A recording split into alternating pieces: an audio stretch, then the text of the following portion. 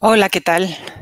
Estoy encantada de estar aquí en este congreso para pacientes y sin más voy a hablarles de lo último en fibromialgia. Decirles antes de empezar que en el último año se han publicado más de 2000 artículos sobre fibromialgia y, por supuesto, yo no me los he leído todos. Lo que he hecho ha sido echar mano de los ponentes de EULAR que lo explicaron muy bien. Primero decir que no es una enfermedad tampoco frecuente, es una enfermedad que alcanza una prevalencia del 3% de la población. Eso significa que hay más de 40 millones de personas en el mundo que la sufren.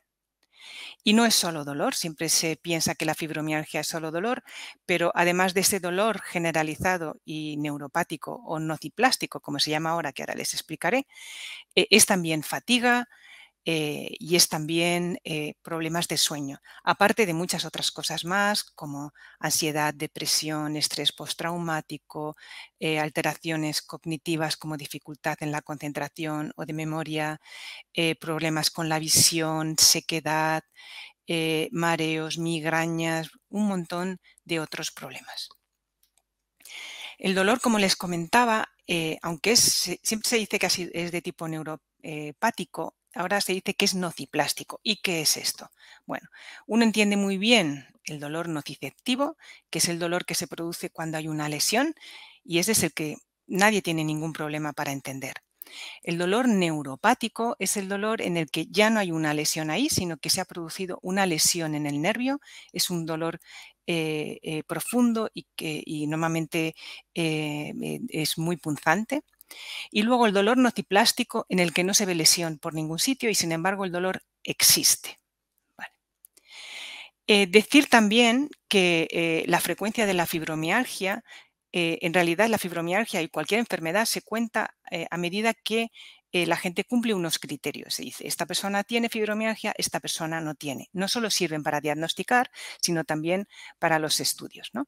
Entonces, los criterios han cambiado muchísimo últimamente. Teníamos unos del 90 que decían que había una prevalencia con estos criterios cerca del 2%, y con los últimos modificados del 2010, que en realidad son del 2016, pues la prevalencia es del 5,4 y si en 90 decíamos que sobre todo había mujeres, ahora hay, pues por cada mujer hay 2 hombres. Y no es que haya más fibromialgia, sino que la forma de decir que hay fibromialgia o no hay fibromialgia ha ido cambiando.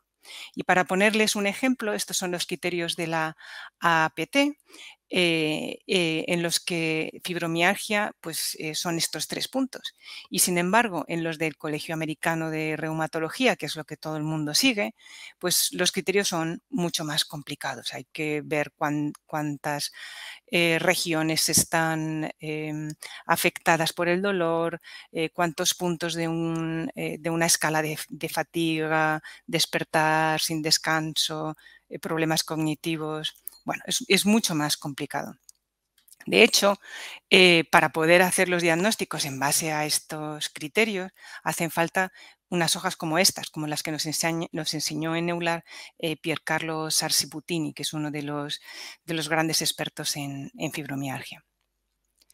Pero a mí lo que me gusta son las nuevas hipótesis de por qué se produce el dolor nociplástico y la sensibilización central, que es lo que está detrás de todo este dolor crónico.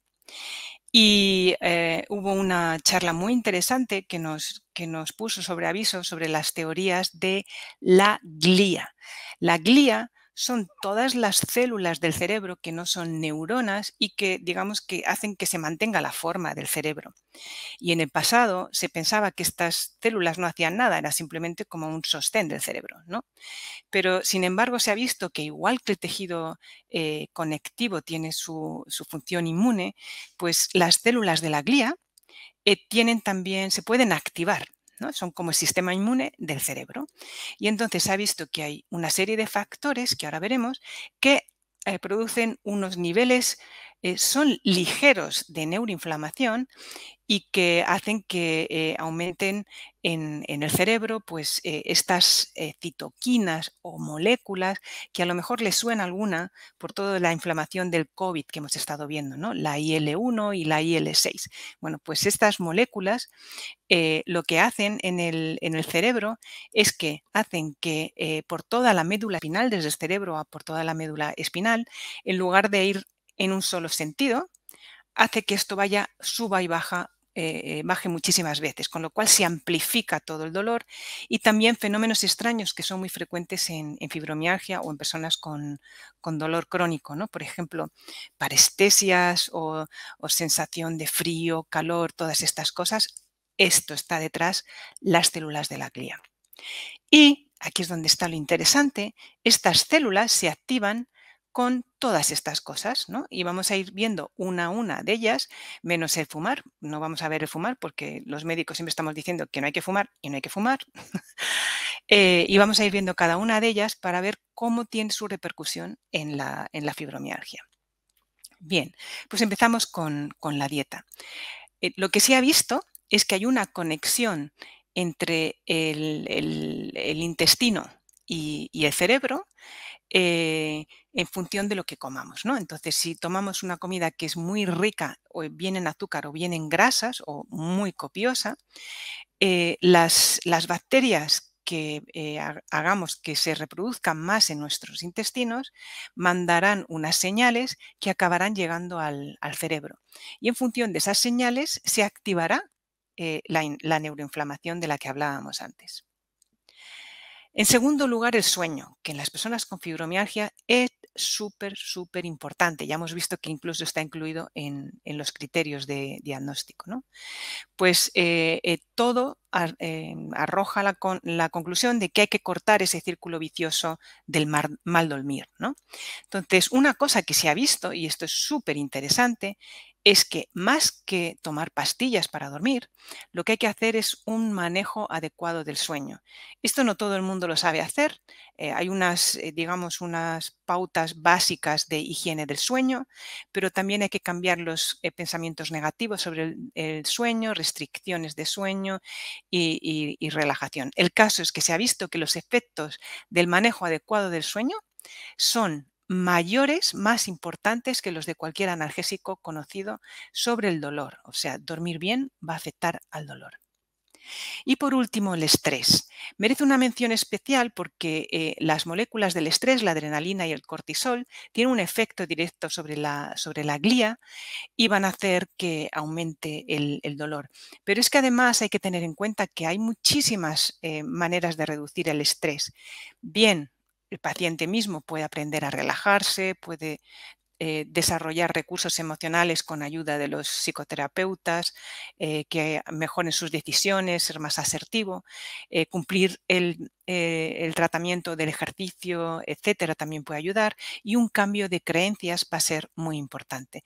Pero también se reduce el estrés si en la familia se hacen ciertas cosas, como descargar responsabilidades, en el trabajo se adapten los puestos, o los profesionales sanitarios dan credibilidad, o la sociedad cree en la enfermedad. Pero importante en ese cambio de creencias, se ha visto que si se entiende por qué se produce el dolor y su perpetuación, las intervenciones terapéuticas, cualquier tratamiento que podamos dar, va a ir mejor. Esto significa que la educación en dolor, en entender el dolor por el propio paciente, va a hacer que todo funcione mejor. Es como añadirle un plus al tratamiento, ¿no? Y se ha visto incluso que las terapias de reprocesamiento del dolor, que básicamente se basan en eso, entender por qué se produce el dolor, funcionan mejor que los tratamientos farmacológicos e incluso que el placebo. Y en este ensayo clínico de este año pasado se ha visto claramente, incluso les regalaban libros de cómo desaprender tu dolor. Yo si no les recomiendo también cara a cara con tu dolor. Y por último, el ejercicio. El ejercicio está incluido en el informe de expertos y en todos los tratamientos, en todas las guías. Son importantes también en el tratamiento los grupos de ayuda, las adaptaciones en el trabajo y sobre todo una mejor formación del personal sanitario. Importante el ejercicio, el ejercicio, el ejercicio, porque no solamente mejora el dolor, sino que también mejora el sueño, la depresión y la fatiga. Y hay que cambiar el sistema. Igual no es el paciente nuestra diana, sino los profesionales sanitarios. Hay que coordinarlos más. No hay ganancia porque lo lleve un especialista, sino alguien que crea en la fibromialgia. Y por último, ya ponerles sobre aviso de algunas experiencias como el PACFIN en Escocia o el FibroJourney en Latinoamérica. Busquen este hashtag en Internet porque les va a ser muy útil. Para terminar, simplemente unos mensajes derivados de esta información. La fibromialgia existe y se debe aceptar. Los criterios diagnósticos no paran de cambiar, pero sigue sin incluir nada distinto a síntomas. Si tienes fibromialgia, come sano, o mejor, no comas alimentos poco saludables. Haz lo posible por dormir bien, mejor manejo del sueño que pastillas. Cambia tus creencias sobre el dolor y reduce tu estrés. Tenemos unos libros que nos pueden ayudar. Haz ejercicio, adaptado a lo que puedas, pero muévete. Si tratas a personas con fibromialgia, acepta el diagnóstico y quítale el estigma, evítalo. Acepta a la persona y ayuda a que se reconozca para que puedan acceder a terapias físicas y psicológicas. Y por último, si defiendes a personas con fibromialgia, muchísimas gracias. Muchas gracias a todos.